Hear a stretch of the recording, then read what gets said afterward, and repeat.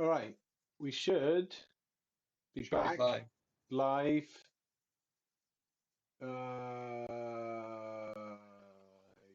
Yes. We're good. We're in. Everything's fine. We're back. Yes.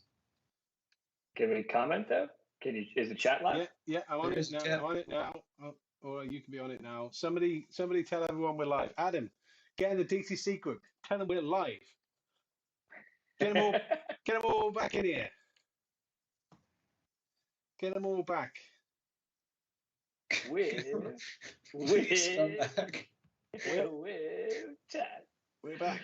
We're back with chat. But they're live. Thanks, Martin. We are live. Yes.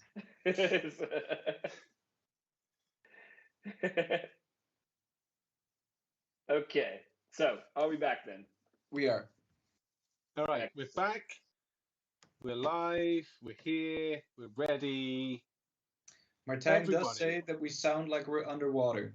Oh my God, Martin. That could be your speakers. Oh my God, Martin. Oh my God. My God. That's another Carnifex.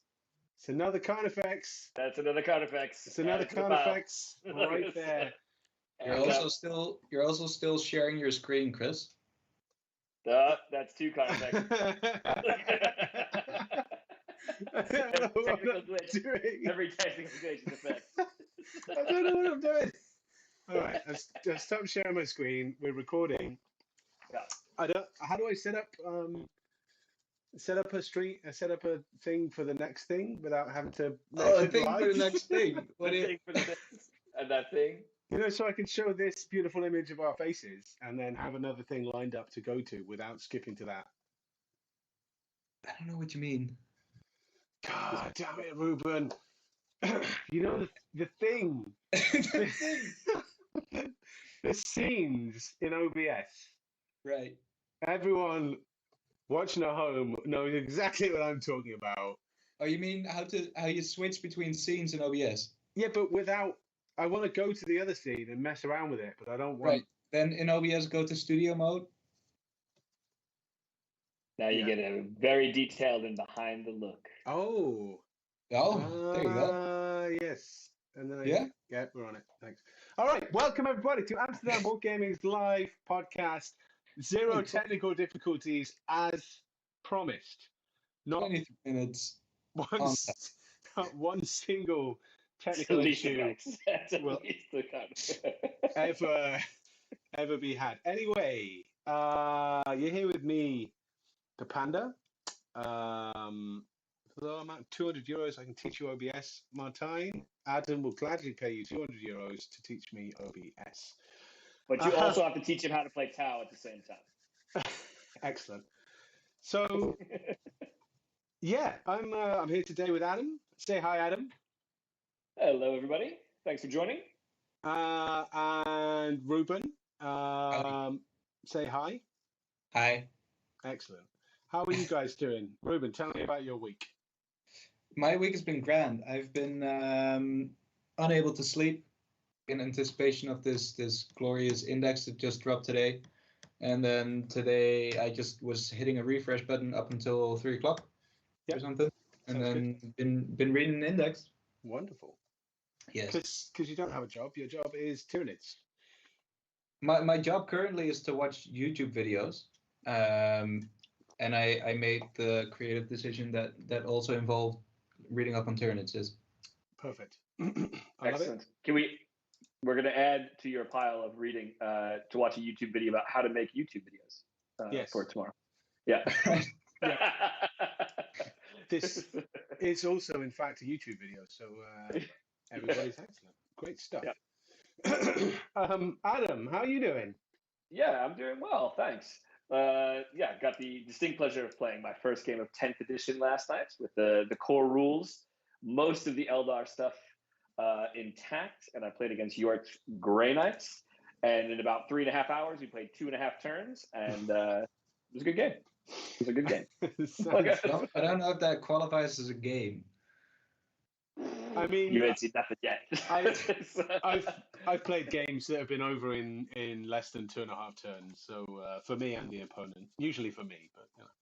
Yeah, I've also played games where in 2.5 turns, the other person, well, say 2.5 turns, 3.5 hours, the other person's still looking at their data sheet. So it's gone both ways. It's gone both ways. Excellent. But excellent. What I can say is first impressions of I mean, 10th we'll get into that. We'll amazing. get into that, Adam. Yeah. We'll get into Cool.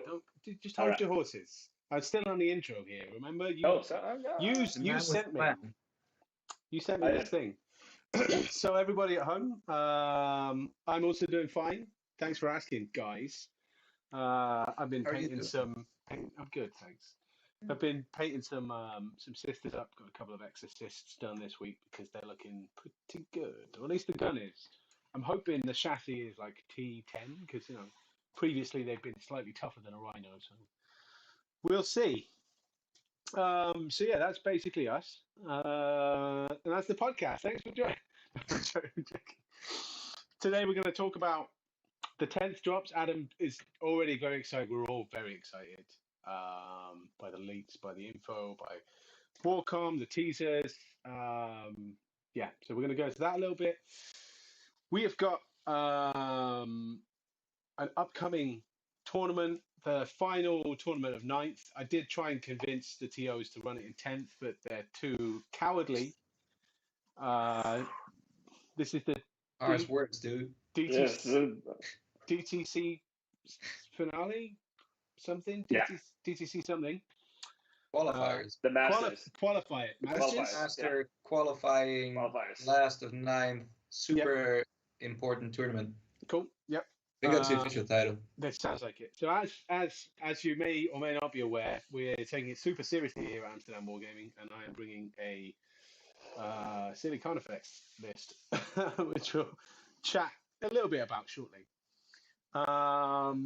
Last part of the intro, I want to give our thanks to Rottenhammer. They provide events down in Rotterdam.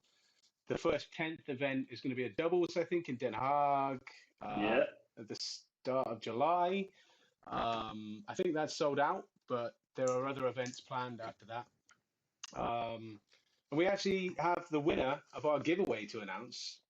The winner gets a free ticket to one Rottenhammer event of their choice. And yeah, we're going to announce that. Like me and Ruben don't even know. Adam did the whole random thing. He got it all set up. Super random. So we tried to bribe Adam to select Joseph, but wasn't. No. Yeah, he wasn't having it. Well, I mean, Joseph barely likes our own stuff, so can't select. There were some stipulations to being a contestant. All right. So yeah, that's the intro. Let's start. You see, I'm much better at like freewheeling this stuff. It just flows a bit better. But let's start with talking about the upcoming DTC event, qualifying master beta event, whatever it is. I'll be there. You'll be there. Neither of you will be there because you're cowards. Yeah. Pretty much. We'll be chilling in the sun in Italy. It's also a thing. Yeah, word. And forward thinking. I played my last event of 9th. Already, yeah, you're done. You're done with this dead edition. The edition's dead. It's over. Get behind me 9th. All you're seeing is 10th. Last week. It was so last week. Yeah. Anyway, over 50% of our squad will be representing because it's you, Brian, and Joseph who are going to be there. Yeah, Brian is very, very happy that it's still 9th, so he doesn't have to think too much. I wish it was 10th, and I think Joseph just wants to play Angron and run at people. Yeah, but he's going to do that in 9th or 10th. It doesn't matter. Yeah, fair. The only difference is base to base versus engagement range, but it's fine. It's going to be a good event. I think there's a couple of Belgians coming over. There's a few people who are taking it quite seriously. Well, there is that ticket to be won at the end of it all, right? Of course, yeah. The golden ticket to the Warhammer Kansas Open new Chocolate Factory. Yep. World Champions. Yep. where Mike how Grant many- holds your hand and takes you through, shows you the Oompa Loompas, and chucks you in a pile of molten plastic at the end. How many Carnifexes is it going to take to get there? apparently. 11 apparently is the golden number. Magic number. I'm only bringing 7. Are you even playing Nibs, bro? I tried to look. I tried to say that I'll play 11, but for some reason, Dean, being the grumpy old TO that he is, doesn't want to allow me to change my list after list deadline. Rules are rules. Rules are rules. Lame.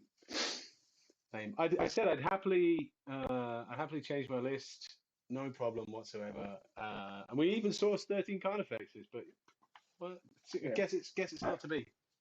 So all right, so walk us through the list then. What's it going to be? What's going to hit the tables of the DTC? I'm going to tell you exactly what's in the list.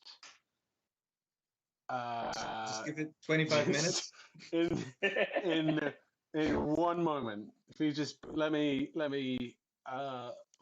Okay, so I tell you what, Old One Eye made it. The best primo Carnifex there is. He's there, and excellent. It's a bargain, absolute steal at 250 points. Absolute steal. They murdered my boy. Yeah. Yes, they massacred him. 250 points. 250 points. He's all right. I had to spend a CP to give him his warlord trait. And a CP. 250 points and a CP. CP, yeah. He does hit quite hard. He's got to get there. This is exactly what you want for 250 points. Hitting quite hard. Yeah, he also moves 9 inches and can't go through walls or anything. But 250 points. He can be character protected. Oh, can be. All right. The other HQ slot, these are going to be dead in a few weeks. No more slots. None of this nonsense. No more mandatory, compulsory bullshit. All dead. Second HQ, I would say, is probably arguably better than Old One Eye. The Neurothrope. Hush your mouth. 110 points. Exactly. 110 points. Come 10th. 110 points for a non-Carnifex. Yeah. Ruben, what are you gonna? Where's your Neurothrope gonna be in 10th? A little teaser of that. In a unit of Zoanthropes. In a unit of Zoanthropes, right? Like the loser that he is. He will become a loser. In 10th, it doesn't. I mean, he gives a little buff, I think. Oh, this is the wrong list. That's not even the right list I'm looking at. As I said, 25 minutes, I will be there. We're right there. Don't you worry. Those two are correct. I've also got a Lictor. He jumps around, does some stuff, comes in from deep strike. If I'm up against an opponent that can't screen their backfield, I'm going to take behind enemy lines and probably score a load of points. I've got the scourge of early 9th, the OPest of OP Tyranid units for the first 4 months of the Codex release. I have bought a Maleceptor. And you're damn right, he is cheaper than Old One Eye. Okay. 245. Because he can dish out 3 mortal wounds still? Yeah. He can do 2 powers. He can dish out 6 plus the mortals from the powers. Yeah. Oh, 12. 15 if you're lucky. Why 15? Ooh. Super Smite plus the 6. Psychic Scream. Yeah. Now you're learning. Yeah. Okay. Well, he's there. he knows Neuroparasite and Psychic Scream, which for some reason don't need line of sight. I love it. 18-inch range of just like, oh, you're hid behind a wall over there. Guess you're dead. Welcome to Eldar Psychic Powers as well. Welcome to Eldar Psychic Powers. Yeah. We'll get to your Eldar later, Adam. Don't you worry. We'll get to that. We will. Lastly, in the elite slot is one single Pyrovore because it's the cheapest, most relevant unit in the game, or the most relevant cheap unit. Should I put it like that? 40 points there. Fast attack. Martine was correct. I do have a Morlock. Yes. Ooh, spicy. Yep.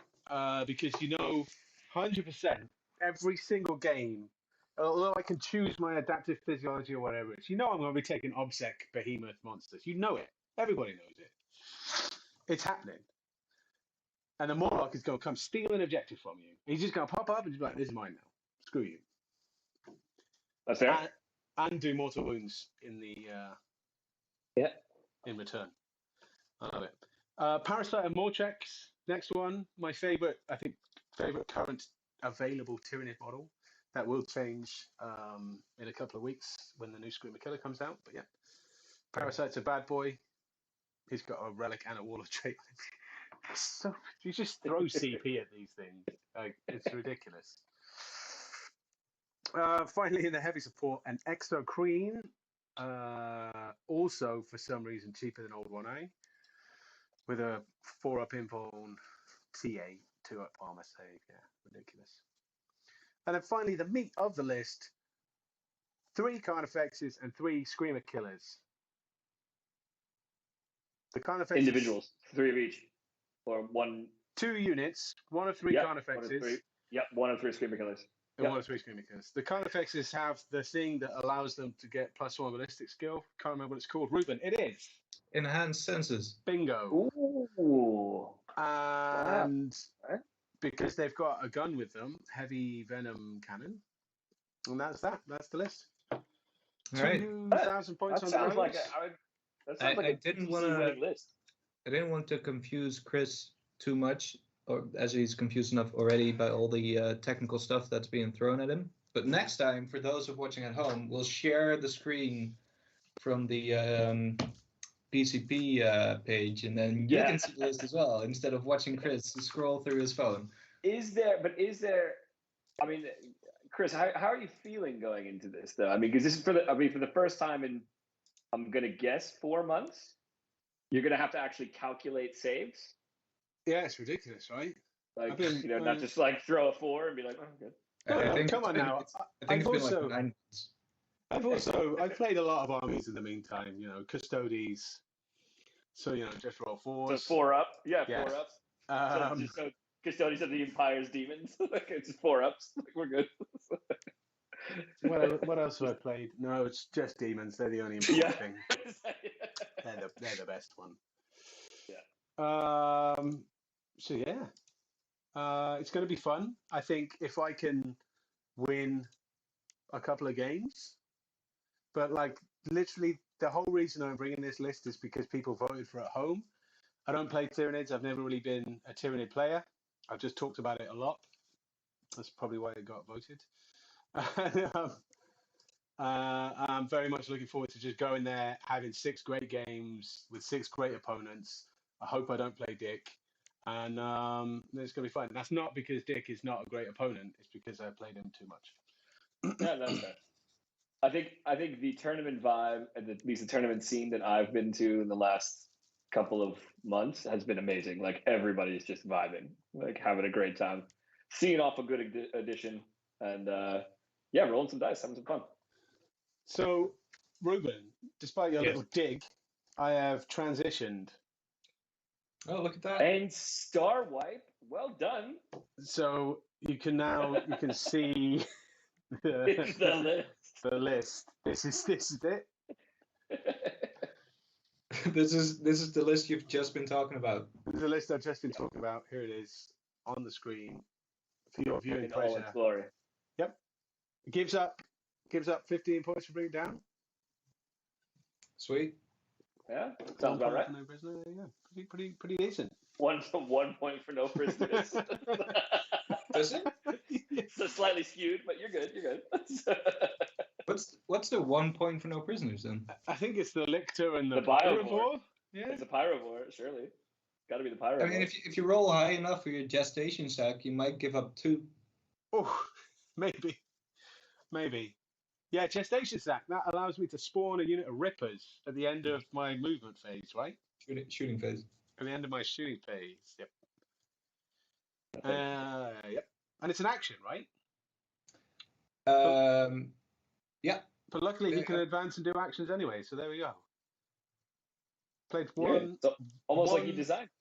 Yeah, designed it, my ass. I played one practice game with this list I got sent off the internet conveniently by my first opponent, CJ. Tweaked it like the tiniest amount, but nothing too serious. I just moved some stuff around. All the beasties are the same, so there you go. CJ's actually in chat. Is it? So, Yeah. Okay. Don't give anything away. Shh, don't tell me your plan. We've already discussed the plan. The plan is we're just going to run at each other. I like it. Yes. I mean, that seems about right. I don't want to think. I don't want to think about my game plan. I'm going to take. I don't know. Probably engage. Maybe no prisoners and assassinate or something, and then just run at people and kill stuff. Solid game plan. Yep. Meet in the middle and mash. CJ says. Yep. That's where we're at. You know it. All right. So we've been on the topic of this ridiculous list voted for by people at home. Thank you very much, everybody. Why didn't you vote for Death Guard? I was busy building Death Guard lists. Anyway. Well, I mean, mostly because we filled the box, right? We stuffed the ballots. You did. Yeah. We polled for the Carnifex. It's probably what it is, isn't it? Yeah, it's not probably. It definitely is what it is. Like, we politics hard to get you to play Tyranid. So anyway, anything you want to add on this Carnifex list?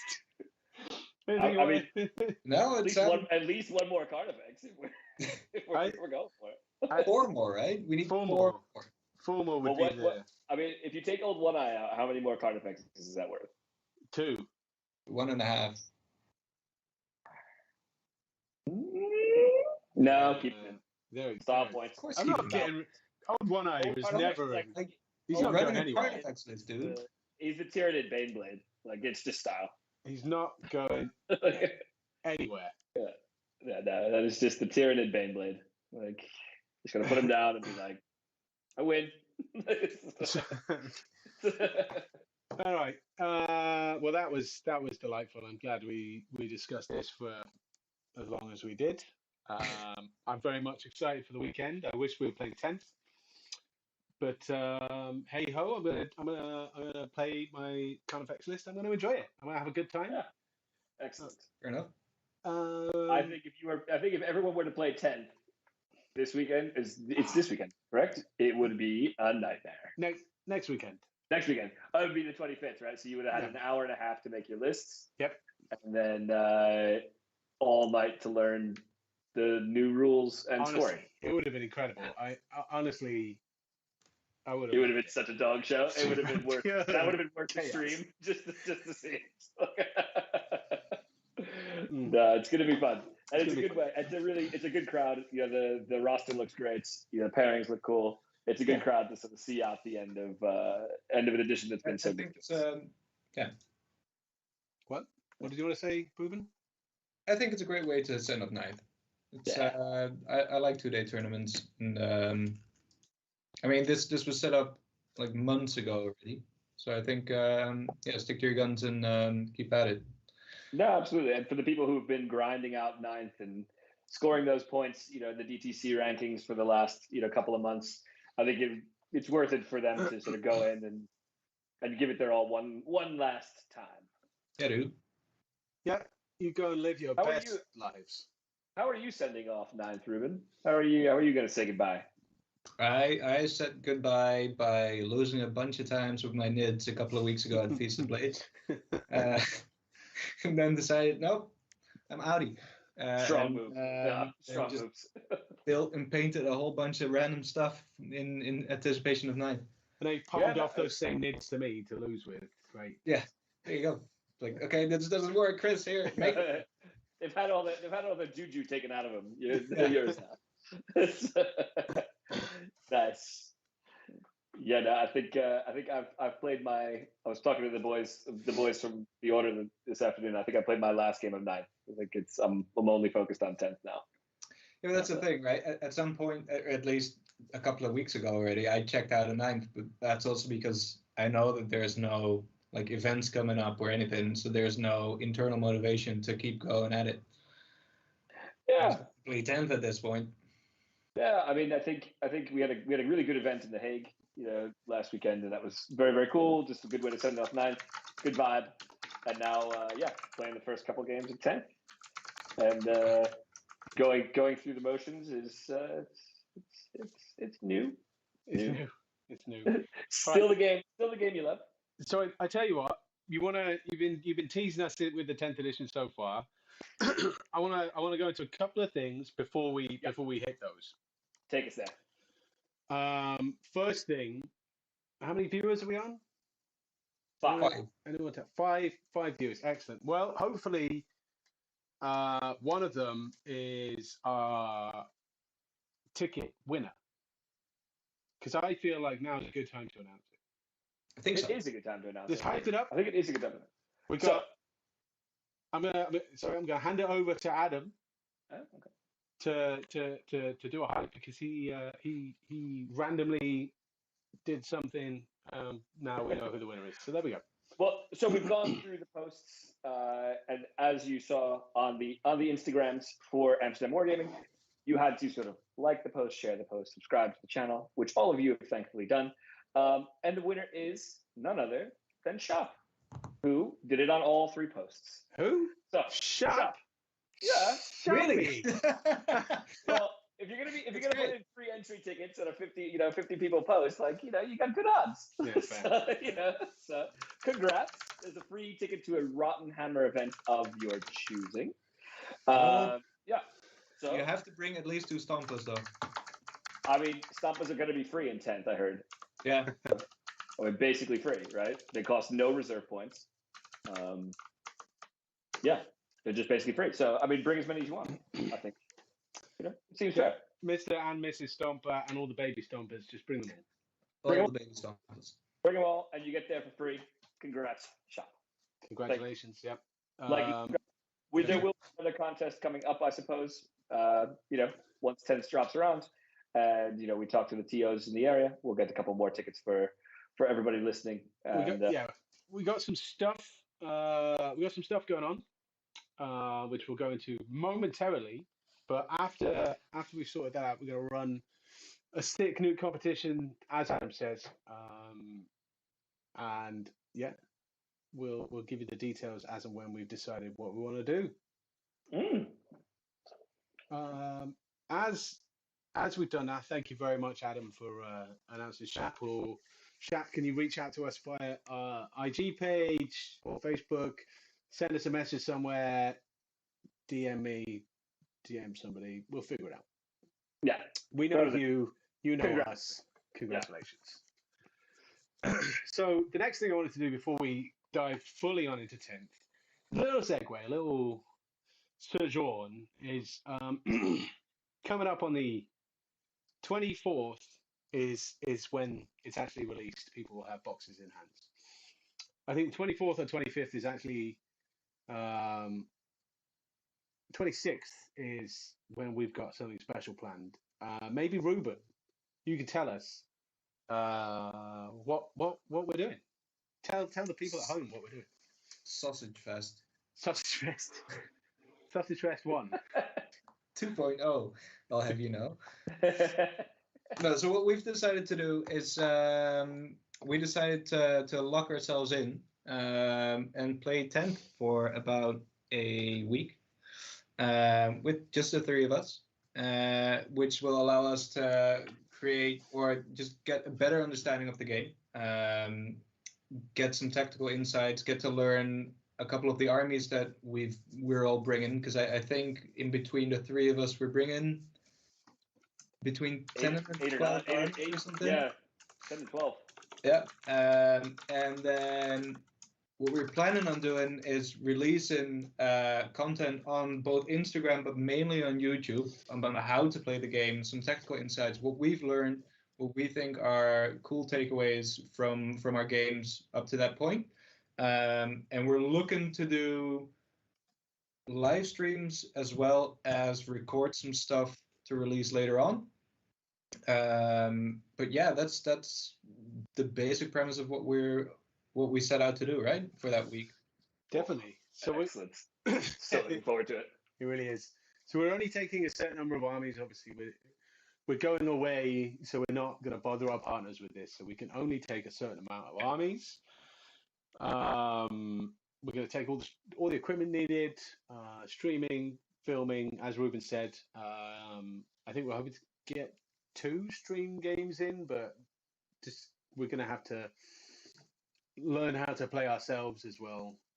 First, Adam's already started. I'm hoping to start, get some 10th games in this weekend. Ruben's going to be sipping amaretto and what's that Italian limoncello? Limoncello. Yeah, limoncello. Apparently, there's a place in Rotterdam that makes really good limoncello, award-winning. Anyway, all right, I'll go there for my holiday. It's got to be Kyle's house, obviously. definitely is. It's at all the Rottenhammer events from now on. Rotterdam limoncello. So yeah, come join us that week. We're gonna have some cool sick content. I mean, for us at least, it will be great. But we're hoping that we can take you along for the ride and share with you the enthusiasm that we have for 10th. And as we said, like, just give you some insights, and that's also why we plan on doing both live and recorded stuff. Is that the live stuff you can get in on the action, and maybe ask for some situations to come up or whatever. Maybe something we can play out for you, maybe focus on or whatever. So definitely tune in. Keep an eye out on Instagram and YouTube's. We're excited. We're super hyped. Super hyped. Maybe Adam, you tell us what armies you're going to bring. If you say Eldar, you're banned. You're not allowed. Yeah, obviously I can't. With the recent banning of Eldar across the board, I obviously can't bring that. So I'm gonna obviously take Eldar, just because they are so much fun to play. They were so much fun to play at the end of 9th. They were a lot of fun to play at the beginning of 10th. The army itself is going to be a lot of fun, if not slightly overpowered, but we'll get to that. I also think they're slightly overpowered because we're looking at it in a vacuum. Sisters is obviously going to be there, one of the armies that is near and dear to my heart. I like it quite a bit. Probably bring the Tau as well, just to throw in a bit of spice somewhere along the lines. And I think just a generic Space Marine, maybe a Blood Angel or 2. We'll see. Try Space Marines painted in different colors that we can just sort of mash together and play some of the sort of sub chapters. Yeah, cool. Yeah. So Chris is obviously bringing Tyranids and and Tau and Votan. I think. Yeah. Imperial Guard, was it? Yeah. Was it Pure Guard? Yeah. No, I'm bringing some sisters. They're the best. The mechs. Yeah. What else am I bringing? I'm gonna bring some demons. It's a very old beast of note. That's right. That's right, my time. It's interesting that you chose that model to close up. I've got 27 of those. Completely worthless now. Completely. The maximum you can bring is 9 currently, and that's maybe going to change in 10th. What was the other army I'm going to bring? Oh yeah, I remember. Yes. The Stinky Boys. Death Guard. Nice. I like it a lot. Weren't you also bringing Custodes?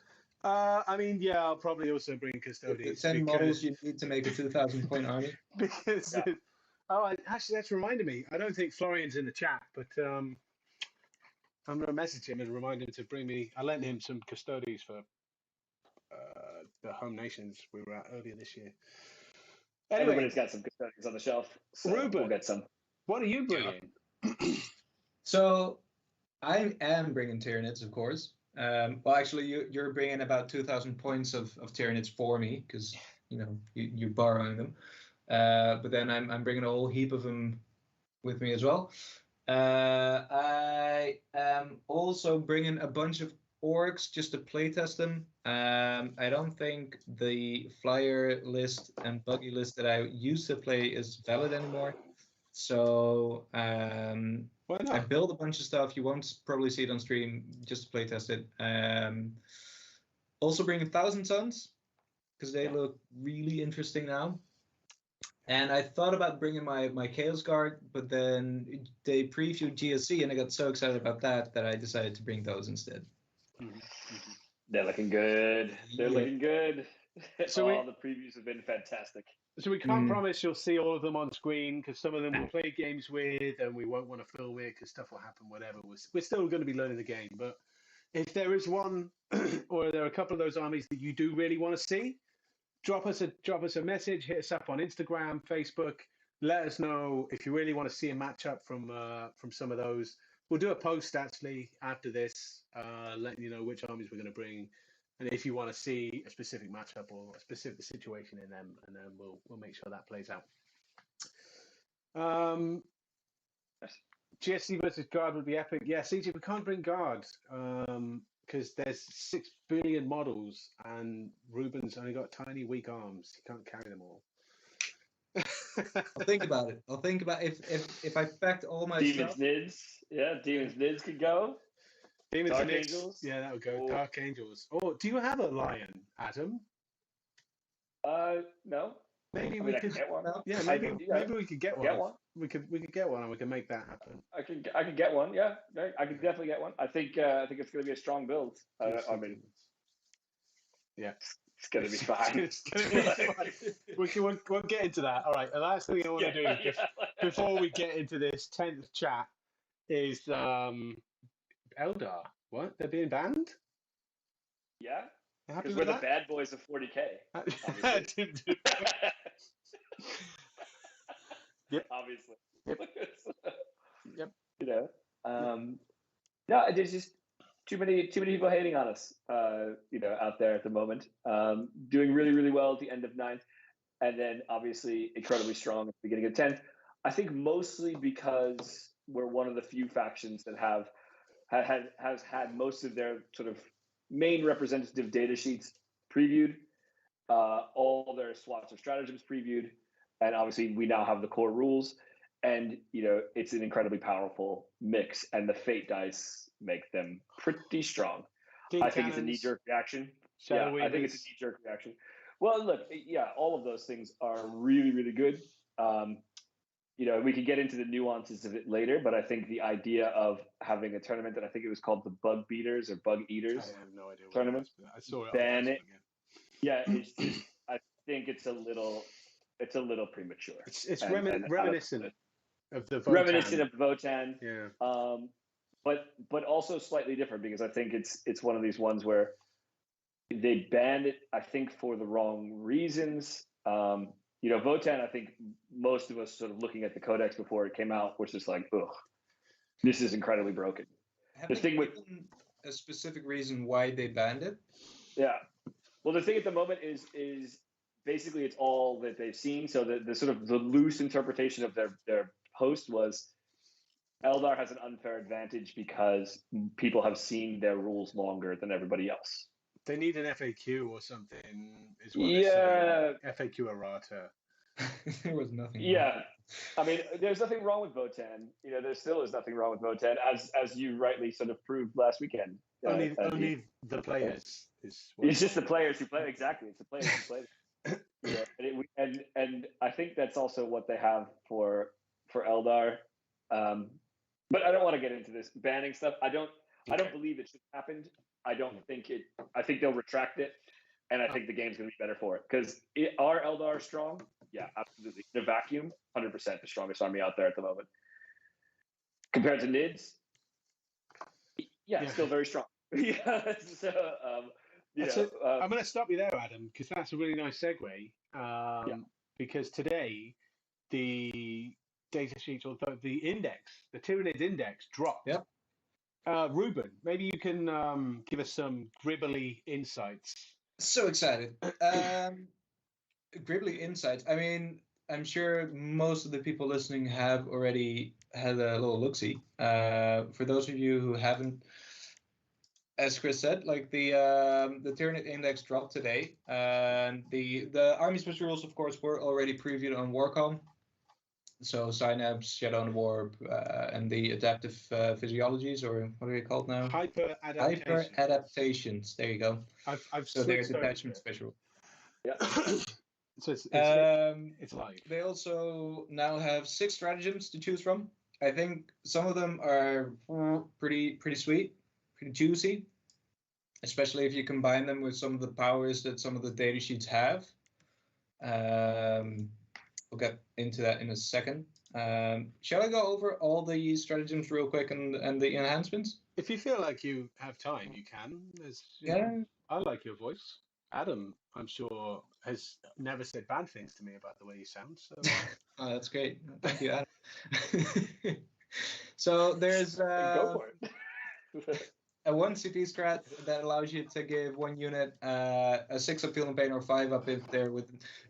All their strats get buffed basically when you're in signups. So it's a 6 up Feel and Pain, 5 up if you're in signups. A 2 CP strat to give a unit to score critical hits on 5 ups, or 2 units if they're both in signups range.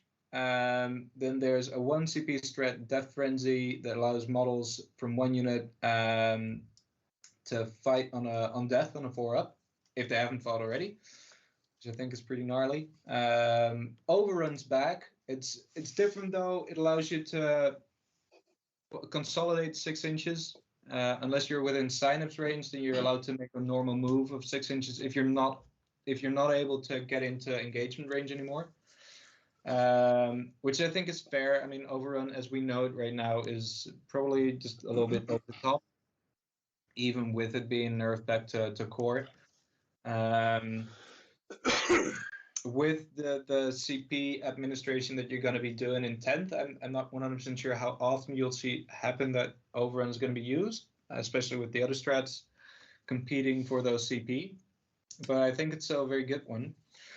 Then you have Synaptic Insight, which I think is funky. It allows you to pick 2 units in signups range or otherwise 1, and use a different hyper adaptation from the one that's active from your army which in some occasions can be decent. I think that's the one where I'm like, yeah, okay, that's cool, but I'm not 100% convinced how often you use it. Ooh, I don't know, man. I think it's strong. I think it's really good as well. It's definitely strong, but it feels to me like it's more of a, it's occasionally can be strong, but like the others all seem to, keep you in the game quite a lot longer than you're supposed to. It depends on how you play and how you're scoring as well.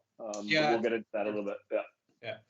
And then lastly, you have Endless Swarm, which is basically the one we already have as Tyranid players, but allows you to bring D3 plus 3 destroyed models back, but it goes up to 2 units if they're within signups range, which is pretty gnarly. I'm going to say this one is my favorite because as previewed as well, the Turbigon brings back models. Yeah. Yeah.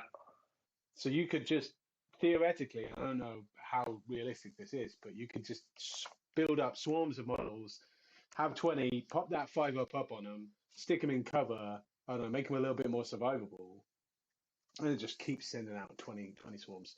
Yeah, I love this. Real strong. I think base, but you were right, and I think you had 1 unit. I think it's the Swarm Lord, right, that gives a CP. Yeah. Yep. Yeah, which is pretty good because CP economy is very different. Yep. But I think it's going to be it's good stuff. I think looking at it, looking at a sort of a single index in a vacuum is pretty difficult. Pretty good stuff. Yep. And of course, everything we don't know the points yet. Everything's going to be on points. One Eye, 280 points. At least. At least. He's like the lion of the Tyranids, right? Right. Yeah. No. with the exception of making a entire unit fight first and a 3-up invuln. I mean, if you leave those things out, like he allows a unit to reroll hits. He's totally the same. Yep. So then you have the enhancements. 4 of them. Alien Cunning allows you to redeploy 3 units. I think as I read it, this is before the roll-off because it says after both players have deployed their armies.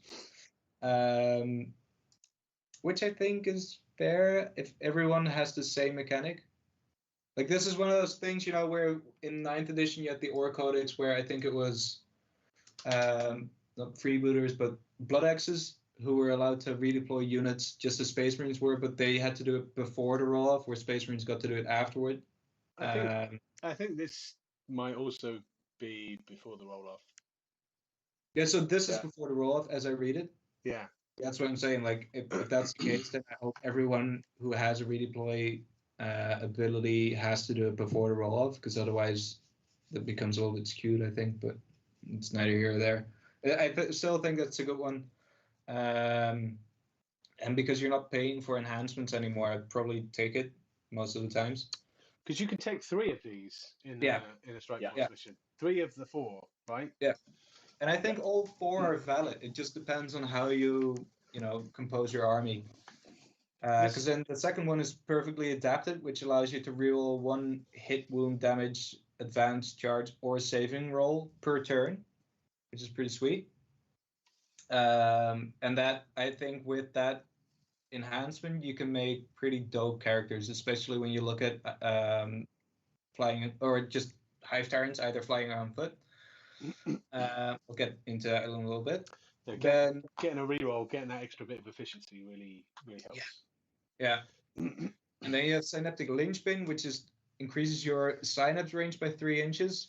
Always very vital for nits. And that's the thing, when I browsed through this index, what I found is that synapse, where before it was just an auto sort of pass on your leadership, of course, is slightly less important to me because, as people have discussed at length, Battle Shock is now going to have way more of an impact on the game. And most of the Tyranid units have leadership 8+, I think. So it's not the best. But even when you're rolling that with Synapse, it's not a given that you're passing it. So your Synapse is going to be really important, I think. We look at the strats as well. They were all saying if you're in Synapse, you get 2 units instead of 1. You double it up. That itself is, you're creating an 18+ inch bubble here, plus the size of your base, of which you can pick 2 units. Yeah. Yep. And then you have the adaptive biology, which gives the bearer 5 up, feel no pain, and if he takes a wound at the start of the next turn, that feel no pain becomes a 4 up, which I think is really strong. Because for instance, if you look at the Winged Hive Tyrant,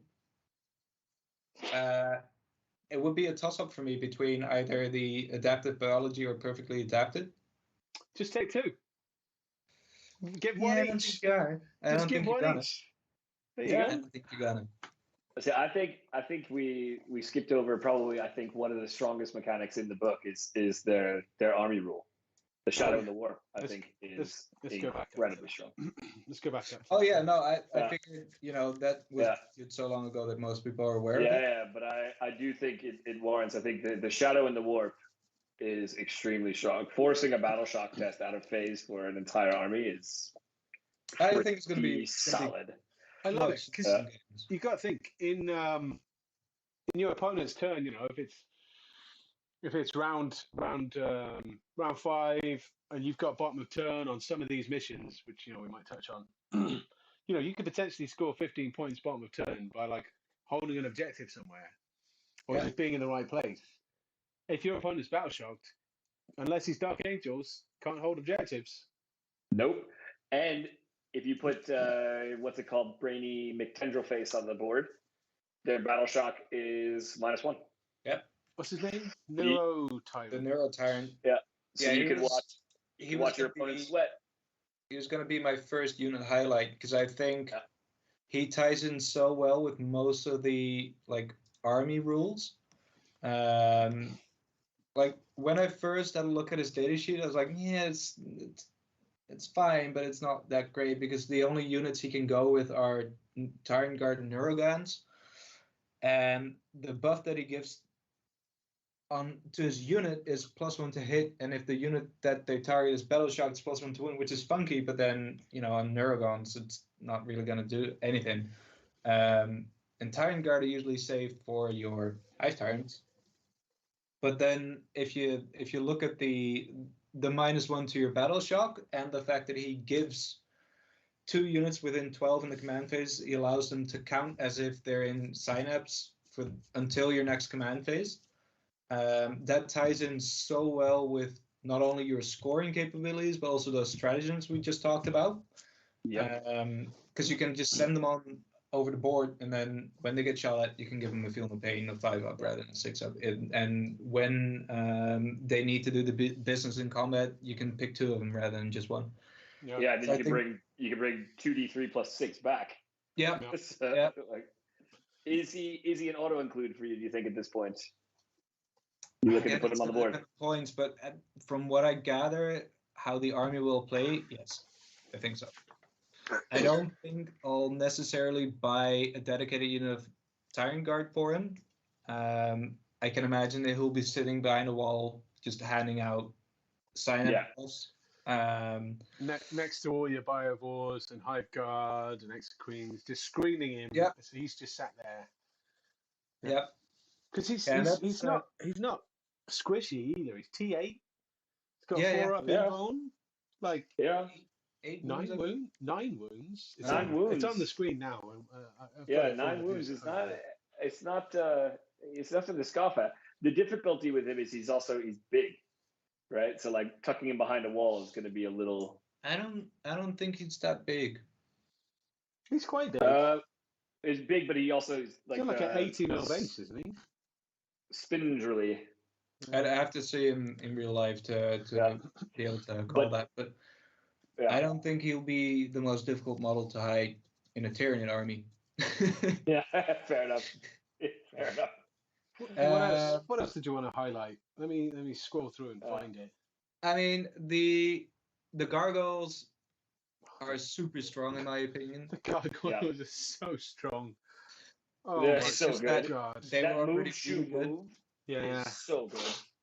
Yeah, the fact that they now got deep strike and are able to move after they shot just makes them so much better. And their weapons are assault. Weapons are assault. They could potentially move 24 inches a turn without charging. Yep. So I think gargoyles are really good. I expect those to go up in points as well. I'm not sure though, because I don't know what the rest of the army is going to do.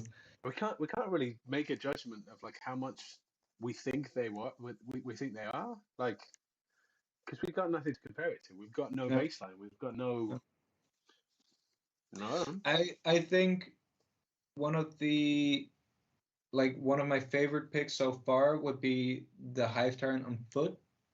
And that mainly has to do with his onslaught aura, because that gives all the units within 6 inches assault weapons, and that just sounds insane. Like being able to advance your entire army. You're talking Hive Guard, you're talking Carnifexes, you name it. Obviously, everything gets assault. Even your Zoanthropes, even your Maliceptor, like everything just gets assault weapons, which is just, I don't know, sounds insane. Again, we'll have to see it on the board. Maybe he becomes 500 points. I have no idea, but he sounds really good to me. And the fact that he's able to pick a unit within 12 inches and make that unit use a stratagem for 0 CP, even if the stratagem has been used already. Super strong. Super strong. It's not strong. One or more models with this ability, right? So if you have multiple Hive Tyrants, you can use multiple stratagems for 0 CP. Yep. Because I think I saw one of them before. I think the Farseer ability, Adam, is one model can use that ability. Only one Farseer. That's for the turning fate dice. Yeah, exactly. It's 1 per turn. Yeah. And then the Phoenix Lords, so like Asterman gives a unit of Dire Avengers the ability to Overwatch for free. I don't care. And no, even if another unit has done it. No, nobody cares. Is now 1 per turn. You're talking about a banned faction, Adam. They're going to be banned.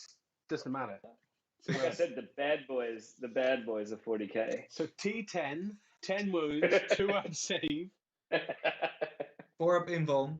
4-up invuln. Pretty tasty. You can give him a 5-up feel no pain that becomes a 4-up. Yep. This T10 it's a nice break point. I've noticed, because a lot of your what previously we saw as anti-tank weapons, so melters, heavy venom cannons, stuff like that. Strength 9. Yeah. So that T10 is like the new break point. I think the winged Hive Tyrants are really good. but his playstyle is going to be vastly different from what we see now because of the fact that he's got movement 12. He's got T9 rather than T10. Yep. But because of rapid ingress, I think there's a lot of play for him. The fact that you can give him that enhancement of perfectly adapted, where he can reroll one of his saves and then use his Will of the Hive Mind to use another reroll, for instance, just a CP reroll. I think that makes him quite survivable. I don't like if I had to choose between the 3 Hive Tyrants out there, so Swarmlord, Walkern, and a Flyer, I'd probably choose the Walkern. I'd probably just take them all, right? Take them all. I would at least take the Swarmlord for the CP. Take them all. It's pretty nice. Yeah, see, I'm not 100% sure if the CP bonus from the Swarmlord is going to hold up against the 0 CP expenditure from the Hive Tyrant. No, I would take one. I would take the Swarmlord and the Walking Tyrant. Oh yeah, if you're going to do 2. Yeah. If I was going to do 2, because that he also does he gives you 1 CP and he also has a 0 CP bonus. No, he doesn't have a 0 CP bonus. He can make one of your opponent's stratagems cost an extra CP, which is also really good. Strong. That is pretty strong. Yeah, that's pretty strong. If you do that round 1 on something you know your opponent's going to be doing, you do that on Overwatch round 1. Yeah. Every turn, your opponent's going to be screwed. Well, you do it on Overwatch round 1, and they probably can't do it. Yeah. Like when you'd want to, because you can throw like I threw Overwatch on a D cannon last night, turn 1, bottom of turn, because I could, just to see it, like just to see what it did. So it was like free shots, right? So and then but turning that to 2 CP, was like, not today. Nope. And he has the 9-inch aura of the Synapse just innately. Yeah. So that's inbuilt. Yeah. So it's going to be interesting to see how they price the Swarmlord, because I think he's going to be quite a bit more expensive than the regular Hive Tyrant. It remains to be seen, though. The 16th is my day to sort of. Yeah, dude. That's where we're at. Oof. So. And I think it's gonna be good stuff. But I think sorry, go ahead, Ruben. No, go ahead. I was gonna say I think with this the rules at least, and looking at some of the data sheets, at least some of the more popular ones, I like the way mids look. Yeah, dude. I do. I think they're gonna play differently than they play now. I think you're gonna see. But I don't know, Chris. Maybe you, because we were talking about this before in the group. It seems like everything is going like. Not even MSU, just sort of like Horde style. Like everyone's going to take like a brick of something plus a character in a unit, an attached unit. And... Maybe, because there are certain plays, and honestly, it's going to depend so much on what everything else does. It's going to depend on the terrain, because the missions as they are, like particularly playing well into armies that can just throw chaff to go and do stuff and don't have to worry about things. You know, Sisters, Demons, Eldar, Drukhari. Yeah. They can just put, take Drukhari, for example. They can put Cabalites in a boat, advance it, I don't know, maybe 20 inches or something, probably get out, do an action, get back in, dance around the table, shoot everyone, and then disappear. I mean, that's a slight overstatement. But... And that paint, like, was it the pain credits or cards or whatever it is? You could give it to the boat, and then everything in the boat benefits. Yeah, it's crazy good. It's gonna be good. It's gonna be good stuff. Because all the missions are vastly changed. Did you want to talk some more about Tyranid stuff, Ruben? Yeah. Before we go into the missions. Let me mention a couple of more units which I think are going to be interesting. As you said, I heard Adam, and we've mentioned this guy before as well, but I heard Adam talking about bricks, and I think Owana with 2 Carnifex is going to be a brick. I was just trying to find the Carnifex. It's down to the bottom. The other units I found were interesting. Venomthropes pretty much do what they do now. No, wait, slow down. I haven't even got the Carnifex data sheet up yet. Oh, there it is. Yeah, so the Carnifex, I think they need Old One Eye at this point. having their ballista skill drop to 4+ and their weapon skill as well, they need that reroll they get from Alt 1i. That being said, the blistering assault ability seems really good. Yeah, super strong. And the fact that heavy venom cannons became blast, if you're shooting at a unit of 10, whatever, you're doing D3 plus 2 shots. Yeah. And if Alt 1i is in that unit, you're rerolling your hits. So I think that looks really good. And then keep in mind that you can make them have sustained hits or what's it called? Lethal hits against vehicles. Lethal hits is vehicles and monsters. Sustained hits is against infantry and swarms. Or precision. Pretty solid. Yeah. Against characters. Pretty solid. Yep. Very solid. Pretty solid. Very, very solid. And of course, for anyone that hasn't seen, you can take these in units of 2. Add in Old 1i. So you got 3 Carnifexes there. Hitting on 4, sure, but rerolling. It's pretty good. Yeah. Pretty good. Great. I think in terms of out of line of sight shooting, the Biovores would definitely pip it over the Hive Guard. Because the damage too, you think? And the devastating wounds. Yeah. Does that Hive Guard not have that as well? No. They have 4 shots at strength 5. But it's the devastating wounds that I like from these guys. Yeah. And the ability to poop out party balloons. Party balloons. So is that going to be a thing again? No, I don't think so. Because the fact that they now only poop 1 model per Biovore in the unit, and the spore mines have to be 9 inches away rather than 3. And the only way to set them off, to have them explode, is by having your opponent move next to them rather than you're moving your spore mines towards your opponent. No, you can do it when you move into them, right? Nope. It's only when your opponent starts a move or finishes a move, I believe. No.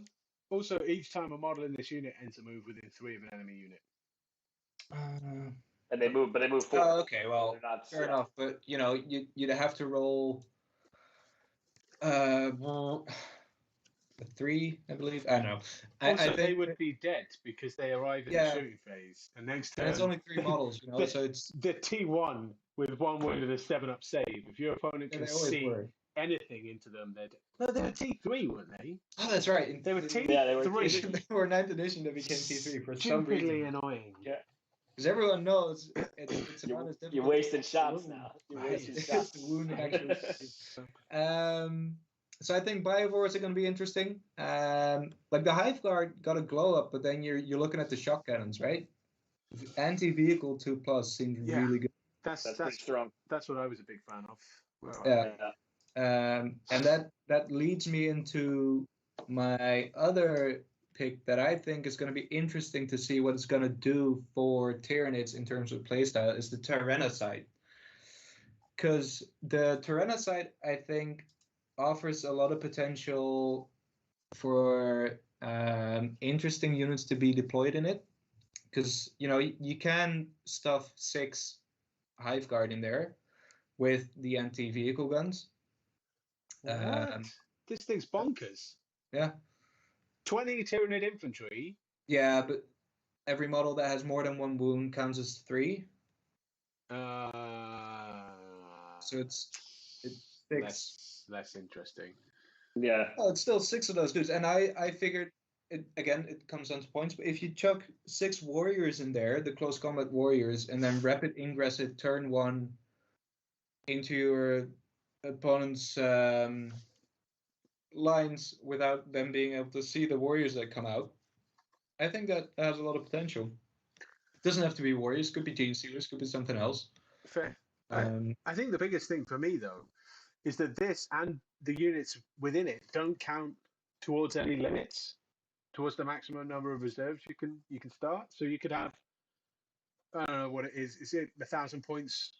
It's 500 points now. Yeah, so you can have 500 points in reserve. And this. Yeah. And all its contents. So you could make, in a lot of missions, now again, we don't know terrain. I'm going to be saying this a lot. We don't know what terrain is going to be like. Hopefully a little bit lighter. Because with all of the indirect, it seems to be good. So you could essentially start, I don't know what the Hive Guard is going to be and this is going to be, but let's say the total is going to be 300 points. That's like 800 points off the board. Yep. Mm.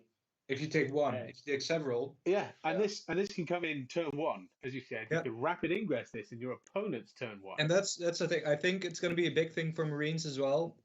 Being able to rapid ingress a unit that can deep strike turn one is going to open so many doors for close combat units to just get in quick. Yep. Because as well, like, even if you don't go for warriors, as I said, like, you can go for gene stealers, you can go for reveners, you can go for whatever you like, chuck it in there, and then, you know, just charge something either in your turn one or maybe in your turn two if you went first. Do you know what I think really it's like? an interesting mechanic for Tyranids, but also for Space Marines. Do you know what I really like, Ruben and Adam, fellas, lads? Tell us. I don't know where they are. Death Leapers and Lictors. Because they seem to have survived any sort of changes at all. If anything, they've gone up in toughness, right? But their weapons, strength 7, AP 2 damage, like 6 attacks, stayed the same. It's no joke. Yeah, Getting on 2. that's not a joke. No joke. Hitting on 2s is not. That's not bad. AP 2 these days is like. Yeah, they 4 up in toughness 5. Yeah. So they went up 1 toughness, but they got 5 first, infiltrate, lone operative, stealth. Yeah. Get a CP for each character destroyed. So Fight first can be absolutely nasty because the unit charges you. If your opponent doesn't select that unit to fight, you get a free interrupt. Yep. And keep in mind that these dudes can rapid ingress for 0 CP. Yeah. The Lictor as well. He's basically the same, but is not an epic hero. And again, fight first. So not only is he fight first, he also has infiltrate. So he can start 9 inches away from you. He's also a lone operative. So if you're outside of 12, you just can't shoot him. He's also got stealth. So if you're within 12 and you shoot him, -1. 1 to hit. I think these things are fantastic. I absolutely love them. Definitely, they'll be great for doing exactly what you were talking about, this rapid ingress. You know, a lot of people are talking about it. We've sort of looked at it. You know, looking at it, it's easy to screen out because it's at the end of your opponent's movement phase, right? So it's not like you can do it in the middle and be like, "Oh, I'm coming in now." Like, no, you got to wait until I've done move. So you can screen it out, that's for sure. But that's exactly what this unit does. It gets up there and it just takes a chunk of the board, and it's like, okay, you're not doing it to me. Not this turn. That's the thing, right? I mean, in terms of rapid ingress, the screening process is going to be the same because right now you're also screening out, keeping in mind that you have to screen out for your opponent's next turn. But it happens at the end of your move now. It's just, I think that rapid ingress is going to be very impactful for close combat units because you get your move in your own turn and then you get the charge rather than having to pull off that 9-inch charge. I mean, Death Leaper doesn't have the 0 CP rapid ingress, but he has the thing where he forces battle shock tests left, right, and center. Yep. At a -1. Yeah. Great. Yeah. That's great. Yep. Is all of a sudden not being able to use a strat on a unit and be like, oh, you're failing saves. Like, I'd like to see you reroll the save. Like, and I think it's gonna be tough to shift. He has the 4-up. The Lictors have a 5-up. He has a 4-up, but. I wouldn't be surprised if you see a couple of these, one or the other, maybe both, pop up in every Tyranids list, just for the sheer utility of them. Again, points, but I think you're right. Other than that, I don't think there is, for me at least, there's not too many surprises. Like the barb guns we already had previewed, really, really good. Really good. I think, to be honest, my fire base for Tyranids is just going to be a Neurotyrant with some Venom Throbes, some Biovores, and some Barb Gaunts. It doesn't sound too expensive. And I think that's just a really solid fire base. But we'll see. We'll see. Yep. And I'm just very excited, man. Everybody else will be able to see. Yeah. Yeah. Come the week of the 24th, everyone else will be able to see as well. It's a nice one. I'm excited.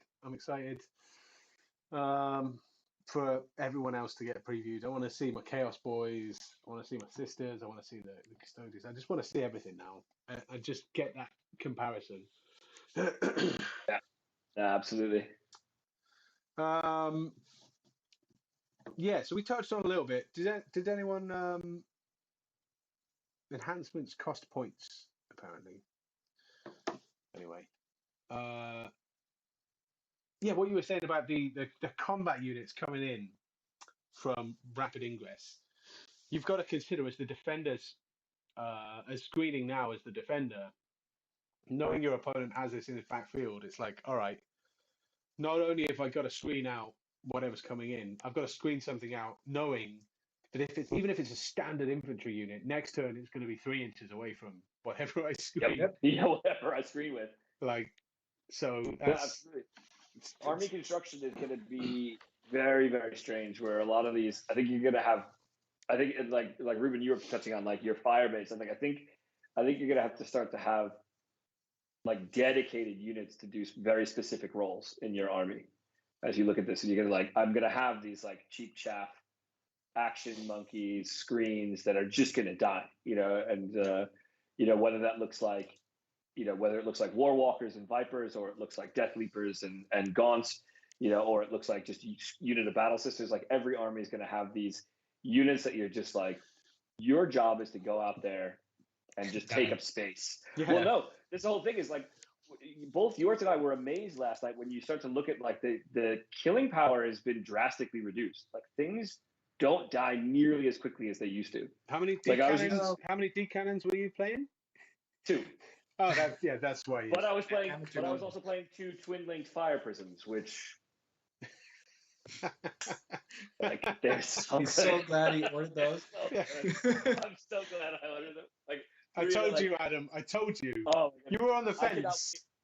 I cannot wait to see the first night player I play just rolls up to the table like, "Hi," like. It's gonna be hilarious. Bye. Yeah. No, but I agree. I think Tyranids will definitely.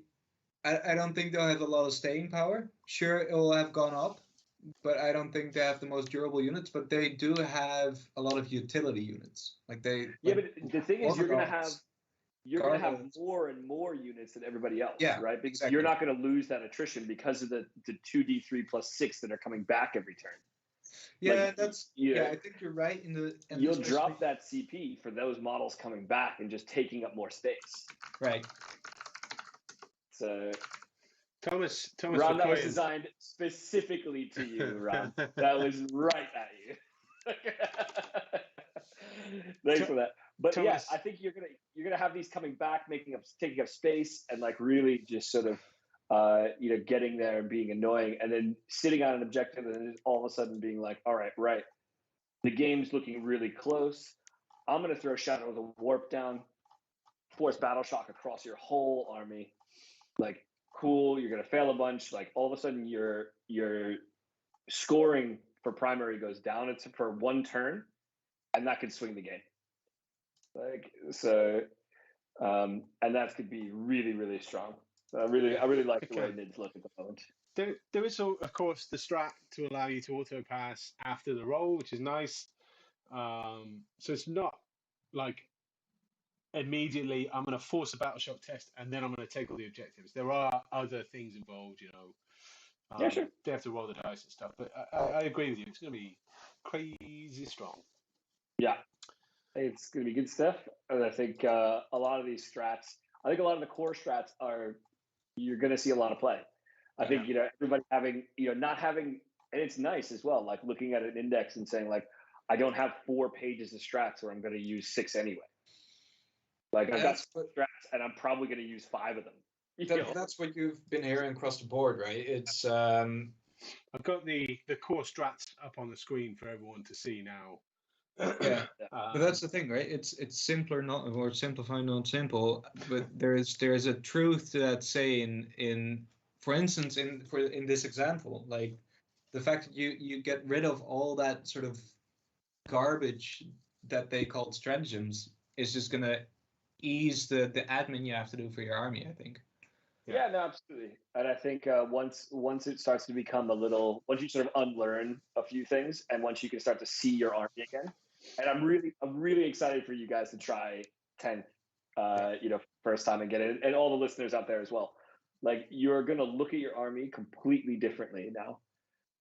Like looking at the Eldar deployed last night, I was like, all right, I've got all this I can do. Like I'm gonna do this, I'm gonna do this, I'm gonna do this. And then all of a sudden you're like, oh crap, like I fly, yes, but I still have to go around this building, and I can't go straight over this. Well, this fire prism, and I got to do that. Like you let's look at hold it off on the fly for now, because that may very well receive a day one FAQ. We don't know what's happening, but I think going back to the stratagems alone are incredible, and I love how in the core, the quick start guide, you've got a little guide, a little key here, and I don't know if you guys can see this because there's probably a bit of a delay on the video, but there's 3 that can be used in either player's turn. You command reroll, which is just reroll the dice. Counter offensive, which is you basically fight next. Epic challenge, which is a new one, which I really liked. Until the end of the phase, all melee attacks made by one of your character models in combat with another unit with a character model, they all have the precision ability. So basically, you call out this epic challenge, and then 2 characters in with their bodyguard units go, "I will fight you, and I will fight you," and blah. So that's quite funny. There's 3 that can be used in your turn. Insane bravery. So, as we said, after you've taken a battle shock test, if you fail it, you spend 1 CP. Your unit is treated as having passed the test instead. Now, as a Demons player, I'm really looking forward to this, because if you pass a battle shock test within your Shadow of Demon Shadow thing, which is part of our army rules, our entire deployment zone is always in our shadow. If we control half or more of the objective markers in no man's land or your opponent's deployment zone, that's also in the shadow of the warp. If you're within it, not wholly within it, if your unit is within it, so if you're towing into your deployment zone and you pass a battle shock test, you just heal D3 wounds.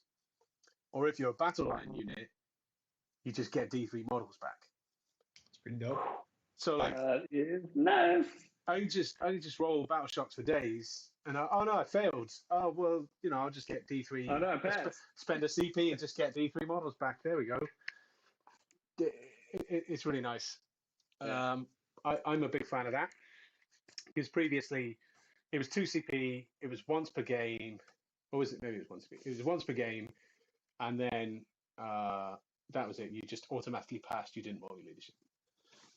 So I like the changes there.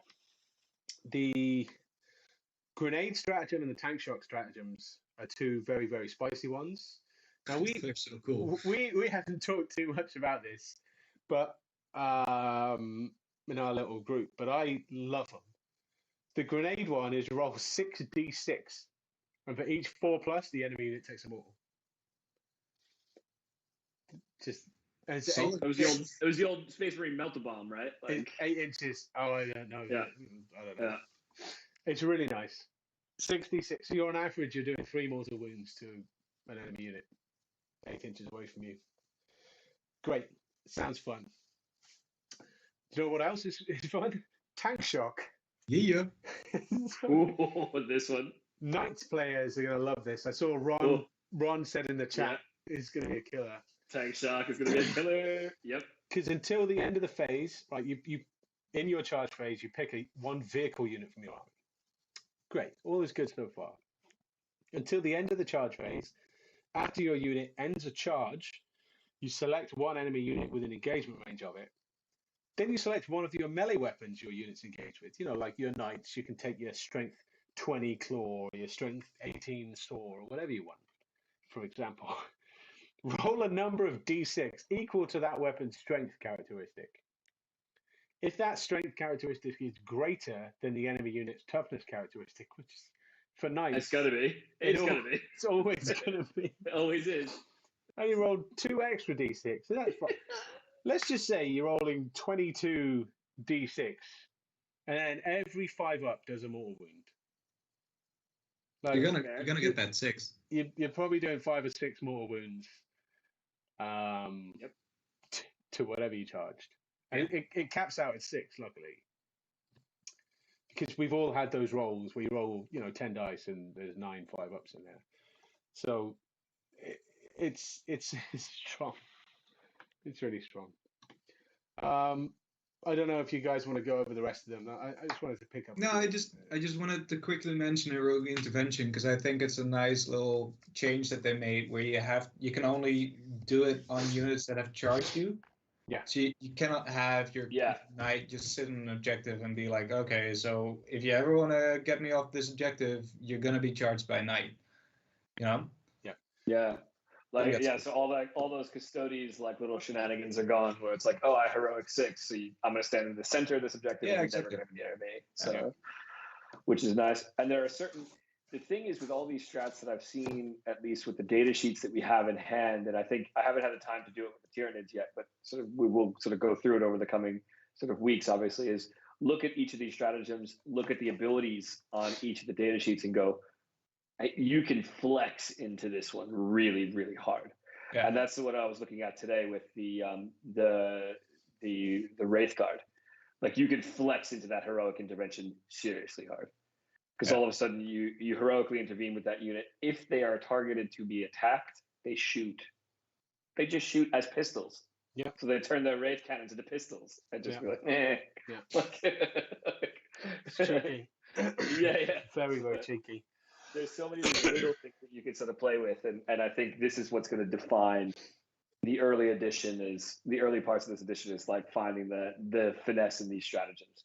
Because I think you're going to see the core stratagems used a lot. Yeah. But the thing is, you're going to have to pick and choose because CP is tight. Start the game with 1. CP is tight. Or any unit, model, Swarmlord, for example, in this situation, that allows you to get a CP, an extra CP.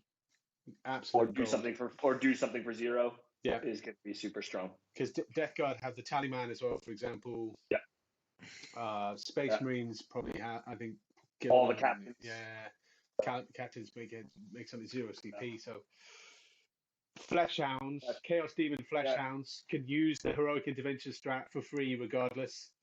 So they're going to be basically going to be guard dogs on everybody. Yeah. The new Stalkers from Tyranids can do the same. Yeah. Oh yeah. So I think good tip out there for when your index drops, whoever you are, whatever army you're playing, whenever your index drops, look at the core strats, look at what you can do, find the power between the abilities of those data sheets and those core stratagems. I think it's going to carry you a long way in the early 10th. Oh, I agree. I agree. All right, so we've gone a bit over the data sheets, the core rules slightly. I don't know if we want to do a too deep a dive into the core rules, to be honest. We touched on the strats and it was nice. Yeah, I don't think we have to. Yeah. So yeah, first impressions. Adam, you've given us a lot of info because you've actually played a game. Yeah. As in first impressions, it's the game you know and love. It's different. Better or worse is a matter of opinion. Personally, I really enjoyed it. I had a great time, and it forces you to look at your models in a completely new way, your army in a new way, your strategy in a new way, your tactics in a new way, because you score so differently, and you move and you interact so differently. So I think it's going to be a lot of fun out there. Like early 10 is going to be a lot of fun. Definitely. Ruben, your first impressions. Seeing what excited, you've seen. man. Yeah. I mean, this is number X of edition changes I'm going through. Always excited to see the rules just get a refresh.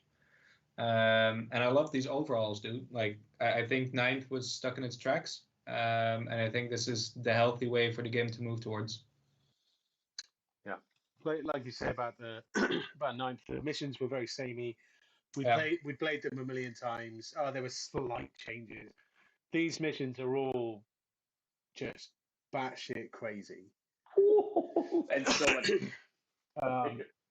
I'm personally, because I'm really looking forward to seeing what WTC does.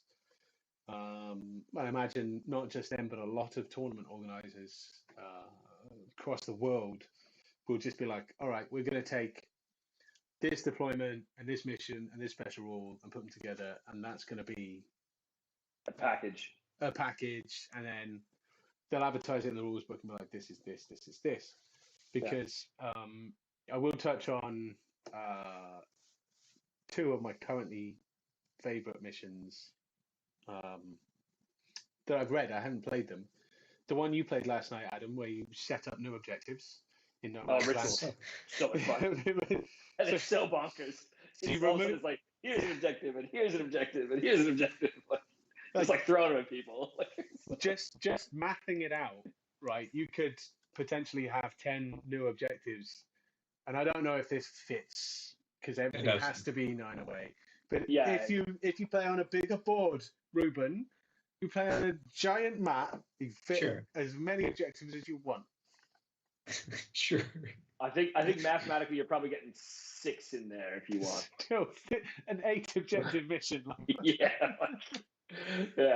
And it's just it was bonkers to see. It's just like, the idea of you can't stand on the center of an objective anymore, right? So you can't stand on an objective anymore. So like these big maps that we were playing, it was so cumbersome. So like get your little 40 mil bases, because they're gonna come in handy for sure. Yeah.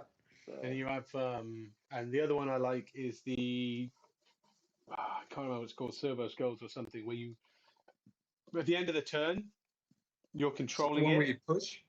You're controlling it. You move it 6 inches. I love this that. This is what Joseph's gonna love because he's just gonna be like world leaders running at you with an objective in their hands, throwing it at you. There's gonna be so many times, and because you're gonna have to be real smart with it. Because if you just put it directly at your opponent, they're gonna control it next, and then they're just gonna push it back, and it's just gonna go back forward. It's a bull ring. So you're gonna have some armies that are able to like cagily.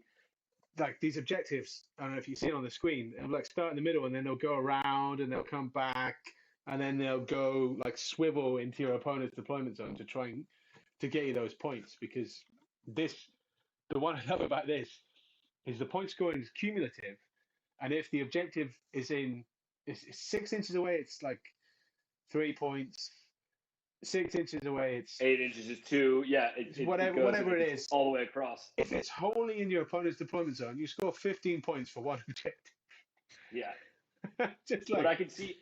Well, what I can see as well is on the missions like either sweeping engagement or crucible. Ones where they're slanted.